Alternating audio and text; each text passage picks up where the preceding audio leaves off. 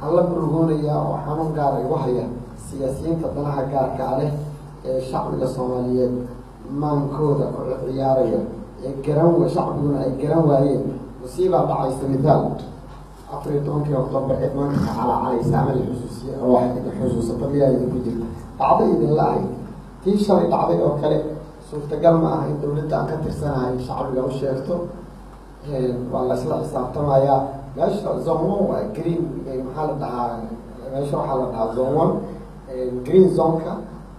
how generaalla ka tirsan ciidanka dowladda federaalka ee Soomaaliya idinka waxbarashada jaamacadaha ku jira hooyada dhalayso dariiqa mari weyn see suurtagal ku noqotay baabuurkaas inuu meesha soo gaaro xilli iskama weydiinayo sidee nabadgelyo loo helaya sidee loo helaya nabadgelyo sida annagoo kale waxaan ku faanaynaa inaanan lacag ka soo doonanin dalka waxaan haysanay 30 sannadood ee lasoo dhaafay goob ka xasiloon ka nabadgelyo badan ka gaadiid qurxoon ka wada qurxoon ayaan ka imaanay marrumayntiisaan 12 bilood ayaan lahaa afhayeenkii wasaaradda amniga jamhuuriyadda federaalka ee Soomaaliya wax mushaar ah ma qaadanay waxaan u shaqaynayaa oo ay dhabiga tahay inaan naftayda u huro si dadkayga u badbaadaan waxaan ahay aabale 13 caruur aan dhalay 10 caruur ah oo wiilkiisu 27 jir yahay kiisa ugu yarna uu 2 jir yahay waxaan rabaa inay ogaadaan inay yihiin dad asalkaygu meesha uu ka soo jeedo dal inay leeyihiin maanta uma baahnin Soomaaliya haddaan dhinto xitaa boqoradaa biilaysa wey laakiin inta dhibaatada ay haysato waa in la garan lahaa maxaa kuu diidaya afkaaga inaad ka raadiso qalbigaaga inuu keliga ka soo koodo nabadgelyo dadkaaga inay helaan tuuga boorsooyin wadata haddaad doorataan maalin kasta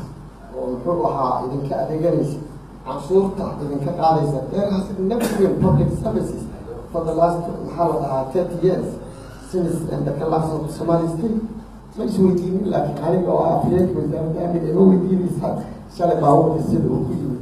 meesha berri maxaa xigi doona ima weydiinaysa aniga kama xishoonayo subax kasta ay soo hortaaganahay haddii ay wax dhacaan idan kama xishoonayo inaan ka tago derbigaa isku sii dejina sax ma idinla tahay hogaamiye ka xishooda waayo ilaahaygi abuurtay ka xishooda ummadiisa ka xishooda haddii uu marka ay timaado guuldaro ay timaado qofka waxaa la rabaa inuu yidhaahdo okay hawshii aan ummadda u hayo waa ka tegay raaligelinaan ka bixinayo weli ma aragta mid sacsilahay ma aragta waxaa la rabaa inaad noqotaan aasaaskii hanaan dowladnimo oo xasiloon oo ka hana qaada geyga Soomaaliya inaad noqotaan aniga qabiil ma ihi runta markaa idiin sheego yaa taa hadda haddii la yidhao subax haddii xabad bilaabato airboorka aan ka bixi karaa adiga dhoofi kartaa oo raba inuu mustaqbalkiina canshuur idinka qaado maslaxadiina yuusan hor istaagin maslaxadda ummaddaana kuma jirto Ethiopia iyo America iyo Ben hogaamiyuhu muxuu yahay horta sidiisa Ethiopia iyo Soomaaliya ma kala guurayaan inta carrada aan joogno laga laabayo